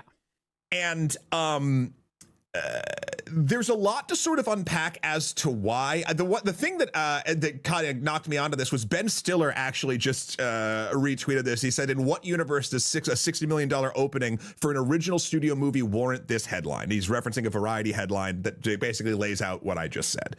And the reason behind this, I promise there's a point to this, I just need all this preamble, is it's because of people are guessing a couple different reasons why this is being read as like why it's being portrayed as a negative. One, the first and easiest one, is negativity in headline sells. If you can make it seem like there's something wrong or it still needs to do a thing, then maybe that's going to get more people to click on this thing. Two, there's obviously a possible racism etched throughout the entire thing. While I think that is sort of the background reasoning in this, I don't think that is actually the core here, though it can permeate everything. The interesting thing here that some people are positing is it's actually because of the unique deal that Ryan Coogler got for this film. Yeah. And you can read up in the show notes on the articles the very, very specifics, but this movie was shopped around for a while. Also, Ryan Coogler is just a hit maker. This is the man behind Black Panther and a bunch of other films. And so he has the cachet to do this. And when I believe Warner Brothers, finally won this movie, there were three three reasons. There's a lot of threes here. There were three things that Ryan Coogler got out of this deal. One, he gets final cut. Two was he makes money off the film, some percentage before the movie recoups its costs. And three, he owns the film after a period of 25 years. The rights of Sinners goes back to Ryan Coogler, or goes to Ryan Coogler, because right now Warner Brothers owns it. I believe also the reason he can pull this off is he has incredible cachet in the filmmaking industry. And I believe he put up a couple mil, like 20 mil or something like that of his own money for this movie, which I believe before marketing cost $90 million. Okay. And people in a lot of these articles are saying like, well, this will collapse the studio system, because then people will start thinking about who owns the movies and how will studios make deals and all of these things, because everyone will want this deal and da-da-da-da. And it's like, I don't get why we're trying to talk about this like it's a bad thing that a proven director, like beyond proven, can actually request a better deal than people normally get in the film industry, and the film industry will pay it. Like, I get that, like, the studio system relies on back catalog stuff. Most studios do, right? But when you have something like a sort of like hit maker like this, that then they agree to do this, and then it's being sort of marketed as like, well, man, I don't know. Like, there's something odd about the reporting of it. Like, this should be a triumph, especially in a struggling film industry outside of like giant IP grabs. And the fact that there are a lot of people talking negatively about this is odd. And it really got me thinking about sort of ownership of, honestly, like ownership of the games we own, developers owning the games that they make, filmmakers owning the movies that they make. And it's interesting that studio systems, all of the quotes and things from people upsetty about this are also kind of nameless and or protected behind different things. But like, it seems like a lot of like trying to poo-poo on the success of this movie for a generalized fear that more people will ask for deals like this, where in my opinion, two things are true. one, yeah, people should ask for deals like this. They absolutely should. But the other thing is, two, no studio system is in danger from this because you have to be a proven factor for a studio to agree to a deal like this. It also feels like a lot of pearl clutching a bit because Ryan Coogler is relatively new, even though he's grand slammed it repeatedly. Yeah. No question that his track record is indisputably proven, right? Even if his track record was just, and it's not just, if his track record was just Black Panther and Wakanda Forever, sure, fine, let him do whatever he wants, right? Like, that feels like enough to let him do whatever. But Quentin Tarantino also has a deal like this. Well, it's interesting. Quentin Tarantino had a deal that's grandfathered in due to his time at Miramax, and it rolled in. Mel Gibson, for all of his nonsense, had a deal like this for Passion, but he paid for Passion. And I believe... I think Quentin Tarantino gets Once Upon a Time in Mexico. No, not Once Upon a Time. Wow. Once Upon a Time in Hollywood, back in 30 years or something. Yeah. But like, you're looking at like, I don't know. This dude just makes hit after hit after hit. Like everything is. I'm looking back through the stuff like Fruitvale Station, Creed. This guy just makes winners. Right, and he makes winners with Michael B. Jordan, by the way. With Michael B. Jordan, yeah. Right, yeah, and Michael B. Jordan plays twins in this movie? He does, excellently. And here's something, I don't want to spoil this movie because truly, you should see it. But the other thing that I don't see a lot of people talking about in the space, and I promise we'll move back to games, is the plot of this movie is deeply tied to cultural origins and usages of art and how those things can be taken, misconstrued, twisted around by different other groups. And it does it so smartly that to have this conversation be about this movie is just quadruply both feeling like inevitable, but also extremely odd. It's just something weird that's going on in the space, and it has to do with ownership of art. Yep. So thank you for letting me go off on my diatribe. I will be doing a podcast episode about it next week. It'll be available by the time Next Breakfast comes. But the movie is excellent. Please go see it on the biggest screen you can. Yeah. Great. Excellent. Bringing us back to games, Matt. The wars are over. What? The console wars. We can go home? The console wars are over. Everyone go home. Jamie, I'm coming home. Yeah, chat. Phil. Jamie told me the war's not over. No, that's unfortunate. Yeah. Phil Spencer has gone on the record as part of a larger conversation that he had with Variety. As a result of the Minecraft movie having a good weekend and a bunch of other stuff about... A good weekend? The Minecraft movie. Oh, printing money. Yeah. About supporting the Switch 2 and about his sort of view on how that works. And I'm gonna... We've got the entire Variety article linked, and you can read the whole thing if you want.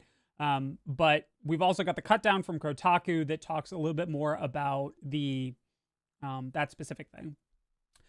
Spencer said, Nintendo's been a great partner. We think it's a unique way for us to reach players who aren't PC players, who aren't players on Xbox. It lets us continue to grow our community of people that care about the franchises that we have, and that's really important for us to make sure we continue to invest in our games.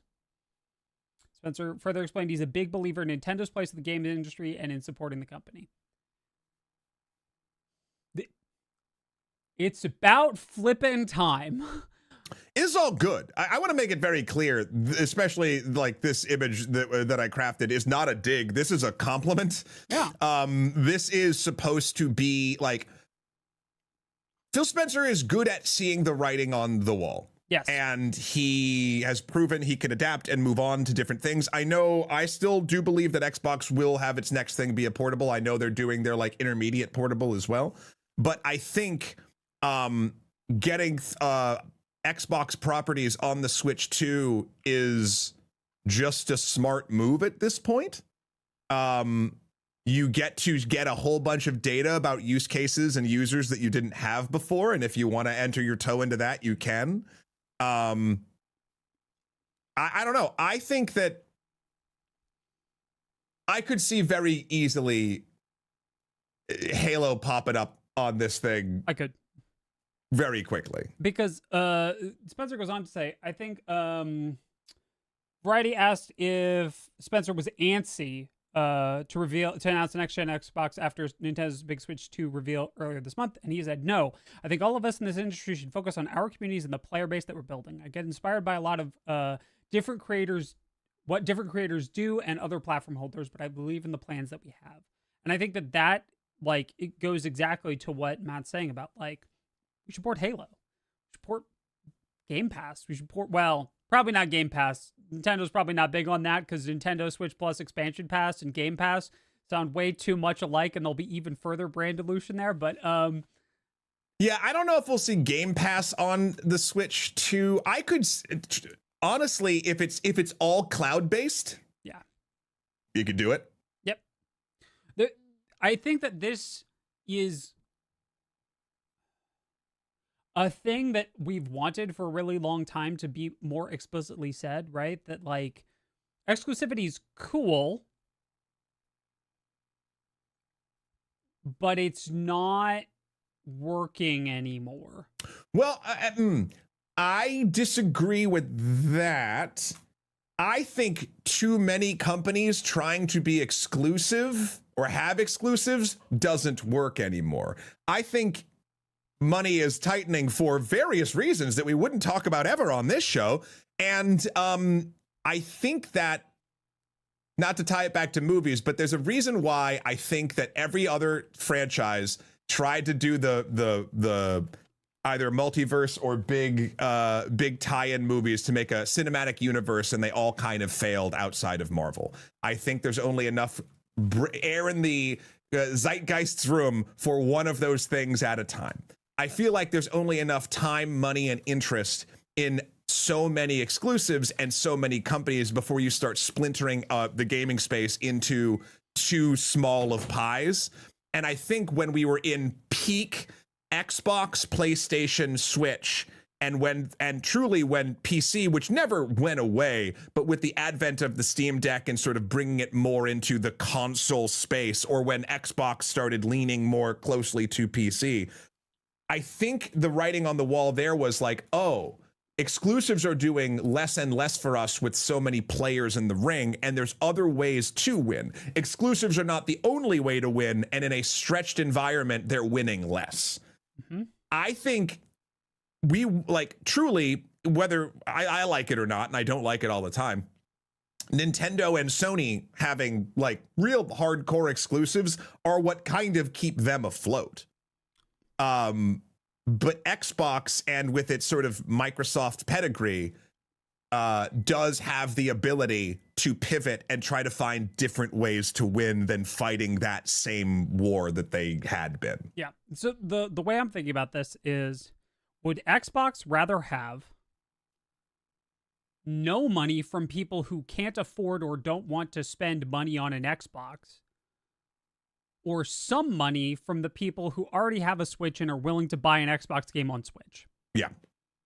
Right? Because the just get an Xbox is becoming less and less and less of an option. That's really, I think, the big thing, right? Yeah. Because if exclusivity sells consoles, and we have every reason to believe that it does, that still is contingent on people being willing to buy the console. And that's becoming less of a thing. I'm certainly not buying a PlayStation right now, right? Because like, and it's worked fine for you. You have so many games, and you play the exclusives like a year and a half later. Right? Yeah, I could download the last PlayStation exclusive that I really wanted to play. I could download on Steam right now, and that's God of War Ragnarok. Right? I still haven't played it, and I still want to, but like that was the last big exclusive that I was like, yes. Exclusives were more fun when they were animated mascot characters. Yeah. Oh, dark. One day, maybe. Yeah, I think this is a smart move. I think it is. It's trying to win the game differently. It's in your Civ game, it is trying to go for the religious win or some other version that's not just total domination. Like, I don't know. I feel like there's a lot of ways that everyone kind of got stuck in the exclusives battle that didn't really need to be. I think some companies do need to be. I think, to be perfectly honest, part of Nintendo's brand is exclusivity. I do not see them being as successful if they were to pull what Xbox is pulling, but that doesn't mean that Xbox can't be successful doing what they're doing. Yeah, I do want to just address the point that I'm making. Coffee Clone correctly brings up that I have a high-spec PC. Yes, I have. For those who are unaware, my gaming PC is named Ozymandias, aka Look on My Works, Ye Mighty, and Despair. But truly, Steam Deck. Correct. It would have the same exact thing. It is true that I can play a lot of games, but my gaming rig is a stand-in for being enfranchised in an existing platform, right? I'm enfranchised as a PC gamer. You might be enfranchised as an Xbox gamer or a Steam Deck gamer or a Switch gamer or a mobile gamer or whatever. You're less likely than ever to switch. I have the money. I could buy a PlayStation 5 if I wanted to, but I don't want to because the value proposition's not there. Yeah. Right? Like, if I were starting from the beginning, yes, it might be there. But because I'm enfranchised already, it's not. Does that make sense? Yeah. So, I mean, I don't know. I'm more curious about Xbox's future than I weirdly am about Nintendo's and Sony's. Like, I feel like they're, at least for the next few years, kind of entrenched in what they are doing. I don't think there's going to be a big surprise from any of them, and it feels like whatever Xbox does next will be the most interesting to talk about, even if I am not in that ecosystem. Yeah, I agree. So anyway, it's a good article. Check that out. Yep, absolutely. All right, and then we have a piece of dessert. Speaking of hardware, Matt, you love World of Warcraft Once Upon a Time. I did. Once Upon a Time in Azeroth. Once Upon a Time in Azeroth. I get my rights back to my character in 2036. Right, yeah, exactly. So you know that, like, people form long-term emotional attachments to the games that they play and the worlds that they live in. You've got this is Matt's character. I don't know what you're talking about. Right, yeah, okay. Dimitri's asleep in his Pandarian farmhouse. Right, exactly. So now the folks over at ZeniMax are offering people who spent time in ESO the chance to get a piece of Elder Scrolls Online, in that it's a piece of the servers that ran Elder Scrolls Online. This is... Okay, is this an expensive, silly thing? Yes, absolutely, 100%. Is it a really cool, expensive, silly thing? Also, yes, 100%. I think this is one of the really cool things, because we've talked about this before in a lot of places. MMOs are spaces as much as they are games, right? An MMO is a place that you exist and play a game, more than a game that you play that you happen to make friends during. I think it's really cool that they're selling off parts of the old servers as sort of like mementos and ways that you can take home part of the world that you lived in. We've got the thing linked in the show notes. Should you want to go buy one? It is a RAM stick. It's $110. And it's a piece of the server architecture. It ran the game. Right. WoW did this, I think, in 2019 as well. It's funny. We are doing an episode over on Extra History about the history, or the historicity. Not a word. Is a word. I don't know. About the Holy Grail. And we talk about religious relics and meaning behind religious relics, and where in organizations or personal or whatever, like what their importance and purpose is. And one read is, it doesn't matter like if a relic is real or not. It's the spiritual connection you have to the relic. And I'm not connecting this with the deep sort of level as something in someone's religion, but MMOs are an interesting space where you have real emotional tie. And even though it makes no sense that you might value a piece of the computer that helped, maybe your information could have briefly glimpsed across, but that at least brought the world to life that you had actual experience in. It takes on that sort of, yeah, so the Real Grail was inside us all along. The Real Grail was actually on the Elder Scrolls Online server. But no, like, do you get what I'm saying? Like you can ascribe deep meaning to something like this if you were tied in that world, and it would have meaning even though it is a dead piece of a server. Right. I'm stretching credulity here a bit. Right. This is like owning a prop, right? Or owning a film cell, right? And you can tie that, like in this is even a little bit more, or again, not more. I can see the value prop in another way being, this is a piece of the thing that I actually played. Yeah. Like that I was a part of. A movie, you watch it and you can have deep emotional ties to it, but you didn't, you know, interact with that movie. You watched that movie, you know? Yeah. I don't know. I'm not saying like I wasn't into Elder Scrolls. Hell, I was into WoW and I wouldn't get this myself, but I can see the value of something like this for people who are deeply involved in it. Yeah, and I think that there's a dividing chat between people who are like, why would you get this? And other people who are like, oh my God, I can't get this. And then there's like a third faction of people who are like, wait, ESO just turned 10, I'm dust. And that third faction, I hear you 100%. I think this is specifically for the people who see it and are like, oh yeah, that's really cool. Of course I want that, right? And if you don't see the value in it, that's okay, because this is not a intellectual value proposition. It's an emotional value proposition. Yeah. Right? This is just a memento, a keepsake, a thing that you keep on the wall and tell stories about, because people are like, oh, you must be really into ESO. And then you get to tell them the story of like all of the cool things that you did with your friends.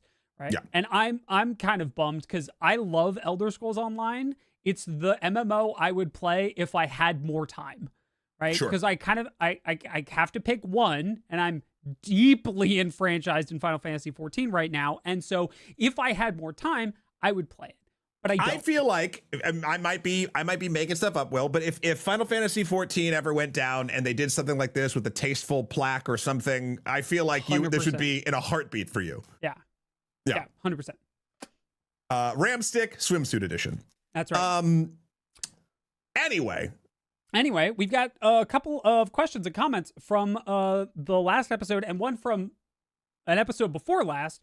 What? That we wanted to get to. So, we'll dive into those real quick. From Lazarus Complex Official. Hey, Will, what's your group tomfoolery to teamwork ratio in Repo? Great question, great timing, because I get to pitch a thing. Tonight, over on friend of the channel, Zumi stream, I will be playing Repo, so you get to see me and Alchemy and Zumi and a bunch of other people all playing Repo together. We're doing it for Zumi's stream anniversary, so come join us for that. I am always teamwork, because someone has to be teamwork, and I am usually the dedicated support player in every game I play, and Repo is no different. I am the dedicated survivor. I am pushing the cart. I am grabbing people's heads and putting them in the cart, and like all of that. That's my job. So that's sort of my split. I know there are other people who like push people into pits and stuff, and that's not me. That's not my deal. There we go. All right, next comes from Sir Stoke. I believe I'm pronouncing that right. And they wrote, after cooling down and listening to the rest of the section on the crew lawsuit, my fix would be as follows. First, at point of sale, the seller, the game company, guarantees to provide services to the game till a clearly defined date, not hidden in small print. Second, put the final decision to keep the servers running or not on the community, in the community's hands. Kickstarters, etc. already do this all the time, and would do this as follows, and then goes into like a breakdown of like how they believe that would function. They go on to say gamers get a chance to keep their loved games going and are incentivized to get their mates playing it again. And if it gets shut down, a little money shuts down, then they get a little money back, almost, but not quite like a refund. Then it's very, in a real sense, it's when a game servers go down, we the gamers will only have ourselves to blame. So, this is in talking about the episode last week, and go listen to it with the crew, which is basically Ubisoft removing the ability to use a game that people purchased. You can go listen to that. I like the Optimism? Well, not the optimism, although yes, I do like the optimism. I like the optimism, and I like where the heart of this comment is at. Yeah. It is the way I wish the world worked. Yeah. Sadly, I think that there's a lot of reasons why companies don't do this, and it's not only costs, but it's complications, etc. Because you need to keep paying the people to keep those moving. I think Sir's comment, there's like pieces that I think companies should glean onto and kind of look at and maybe try to take one or two things out of it that they could do, namely the clearly defined date, like, would be lovely, especially for just online play. I know that's also hard, but like, you have a projection, like, just make sure it's on there.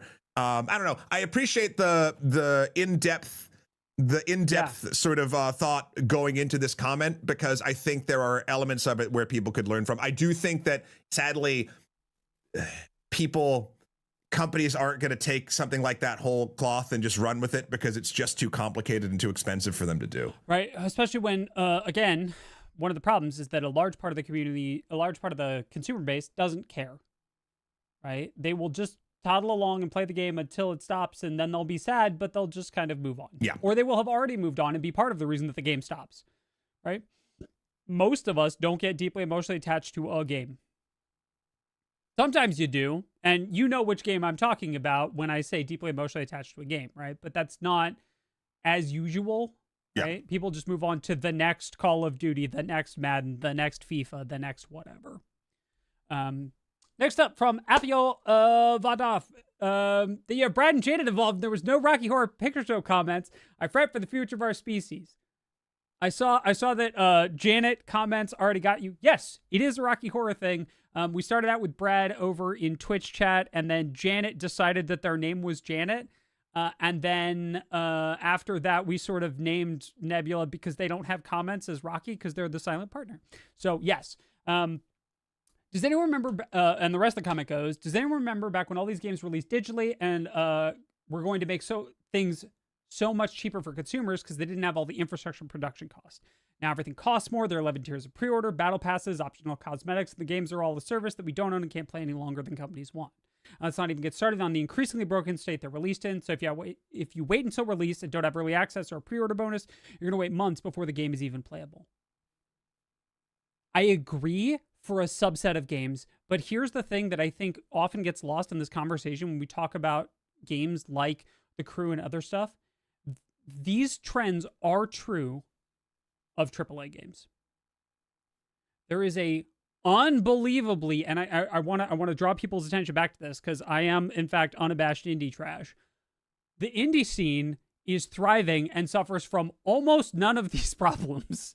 The indie scene is $20, $30, $40 for a game. Get a game, do a thing. I've been playing South of Midnight, which isn't really indie, but is kind of AA. It's been great. I played it essentially on release. Haven't had any problems. It's a complete game with no pre-order and no DLC and no battle. It's just a story, right? I'm finishing it later today. Those games do exist. I just want to take this opportunity to say, yes, you're right. Those things do happen, but we focus on them to the exclusion of the places that don't. And I think that your comment sort of made me think about all the games that don't do those things that I've been playing and enjoying. And I think that while what you're saying is true, there's more to it than that, right? Okay. And then last, we wanted to dive back a week and engage with a comment about tariffs. Time travel. We talked a little bit about tariffs. The tariff situation continues to evolve, but we want, AKA the number just keeps going up. Keeps going. So one of the key problems I think that some people are running into is what tariffs are for. So we have a comment from Soldier from 2 episodes back. And they're presenting their view of what the tariffs are for, and I wanted to read that comment and engage with in good faith with it and respond with like one of the problems that I think is going on. with this whole discussion, and maybe we can get into that for like Yeah. Okay, so Soldier says, well, the plan of the administration is to shrink the government to the point where we either pay little in taxes or subsist solely on tariff. Another part of the tariffs is to make the USA more competitive. For example, would you rather pay for toothpaste made in the USA, made in the US for $16, or buy from China at $20? And the final point is that, frankly, at the end of the day, you have to look after your community, and China's not their community. There are people that need jobs here, and if we can make it here, it will be made better and cleaner both for the consumer and the planet than anywhere else. If it's not, you can actually sue the company doing it. Okay. I understand where that comment is coming from, and I think this is a commonly held understanding of tariffs by people who are pro-tariff. Because at one point, that was true. Yes. And it's not anymore. And the problem is that we're running into, specifically as pertains to the contents of this show, is that... we keep it, that's the only way we can cover it in the last bit of this right, thing. Yeah. And this is why I think it's really important. You can't. It's not a Switch made in Vietnam that costs $450 or a Switch made in the US that costs $300. It's a Switch made in Vietnam because that's the only place that makes them. It can't be bought anywhere else. It's not computer components that are made here or somewhere else. They're all made somewhere else. We are existing in a globalized economy, particularly when it comes to electronics and the goods that we care about to do our jobs, computer parts, hard drives, semiconductors, all of that. That doesn't work anymore, right? And like, I understand the point that people are coming from because it did used to work that way. But the time scale and the investment to set up shop in the US to avoid these tariffs is prohibitive. It's not going to happen. And it's also the wow, I can't even talk anymore. The implementation of, and I will use the term plan very loosely, it's a concept of a plan, where basically we just started putting incredible tariffs on things that so sort of two different categories. Things that cannot be made here, which will go a little bit outside of the scope of the show, but like coffee, right? Like, it's just, we're not outside of Hawaii, not really growing that much coffee in the United States. Something that we run on very, very a lot, as illustrated. But also, as far as even the components and materials to make the things, rare metals, other things, there's a reason why all other geopolitical things are going on that we're not going to get into. It's because we don't have all of the things here. We need to buy them from other people. Now, and that's like to make the things where if we even had the long-term wherewithal or thought process of building factories to manufacture things like switches, you need years for that. You need to prepare for that. You need to make sure that the supply chain and the relationships of the countries that you're going to buy the things to build those factories, to then have those factories make those things that give Americans jobs. You need to make sure that those things are all in place, or you have a plan to move them forward before kneecapping the entirety of the system that's built. Like, I understand the want for more the changing job market sort of in the United States. But the truth is, in my opinion, the way that this is being done is so ham-fisted that even if, and this is my personal bias, I want to make it very clear, that even if like the goal was to make tariffs replace taxes or something like that, I think we know. Okay, let's put it this way. We've all said on this show a lot of times that a business, all it wants to do is, most businesses, is not just make some of the money, but all of the money. We now have an administration that really wants to run the government like a business. It shouldn't be, but that's what they're doing. I don't believe that even if tariffs were breaking in tons of money, that taxes will go down for the middle to lower class. I just don't see it happening based on precedent. But let's say that that is the goal. Let's say that that's what they're shooting for. The problem is when you do things, in my opinion, this ham-fisted with no plan, no insight, no grand scheme here, truly, when you move this fast, countries aren't like, no one's going to pay the tariffs because people aren't going to be buying the things. Right. So that money doesn't come in. It's the console problem, right? It's exactly the console problem. If you make a console cost more, it's not going to make me buy the console at that price. I'm just not going to, and I'm going to use the one that I already have, or I'm going to find a cheaper alternative that isn't a console, right? I'm going to do something else. Yeah. I want to make it very clear. Will and I are not economists. We are sitting in an animated kitchenette. We are literally consumers of goods in this case. And I'm not saying that I understand the true ins and outs of a global economy, but I do know that 6 months ago, there were problems in trade and global economy and stuff like this, but the markets were not as crazy. And we would not like, even the conversation alone on the Switch 2 is sort of like a tiny little nugget of literally everything. Also, I mean, tariffs are going to cause jobs in trucking and shipping. I mean, there are already ports and boats that are now just docked because there's no order for these things. It's killing a bunch of jobs outside of the government. Yep. People are getting, I know many people that are either getting furloughed from jobs that deal with things that they need to get things from other countries, or having their pay slashed, or a bunch of stuff like, and again, I see the sort of good faith argument I feel like Soldier is trying to make here. And in a world that was based more in the past and before, honestly, before electronics were sort of a large part of this conversation, and also in a world where there was a decent amount of planning, yes, and discussion of what the American people like kind of actually want. Like there's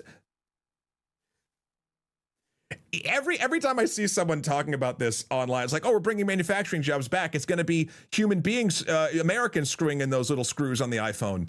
I mean, no, it's not. It's going to be literally automation, and those jobs aren't going to go back to actual human beings because, as Soldier correctly points out, there are more laws here like that it makes it, it's I'm getting way too complicated, but it would be less legally hard for a robot to do it. Yeah. At least currently. That could change. Yep. We veered off hard. However, I do really appreciate Soldier's comment, and I appreciate sort of talking about it from and I think another angle. And this is, I also want to hold this up as a great example of, we can disagree in good faith about these things and like have a good conversation. And this is like one of the great examples of, and all of these are, all the comments today were great examples of say more, right? And so I like this conversation. And again, we're continuing to have these over in the Discord. If you're a YouTube member, a subscriber here on Twitch, a patron, you can join the Discord and hop into those conversations whenever. They frequently spring up at about 2 a.m. I don't know why. And that, they want to get us before they wake up. That's right. And that, dear friends, brings us to the close of our show, meaning that all that remains to us today is for Matt to do his signature sign-off, the same one that he does every time. Will, it's not my signature sign-off.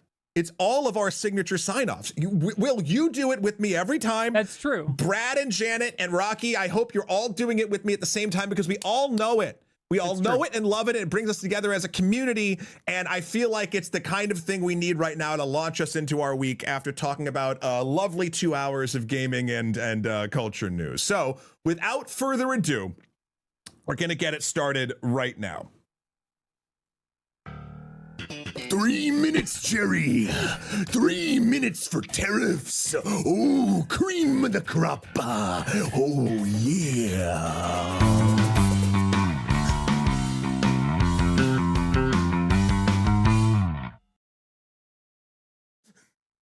I was going to be so disappointed if that wasn't the ending. I was like, it has to be. It has to be the mashup. It can't be anything else. It has to be the mashup. God, we've been doing this show so long that I'm like, I know what Matt's going to do for the ending. Yeah. We never talk about that, by the way. The ending is always based on what's happened during the stream. We never have time to talk about it, and it's gotten to the point that I know what Matt's going to do. Okay, cool. Yeah. Thanks everybody for joining us. Yeah, thank you. Yeah, we've got stuff for the rest of the day. Matt's got to get to meetings. Yep. So we're going to say goodbye to Janet. Janet, we will see you all Thursday for a design club. Not sure what the topic's going to be, but we'll let you know as soon as we know. So have a good day.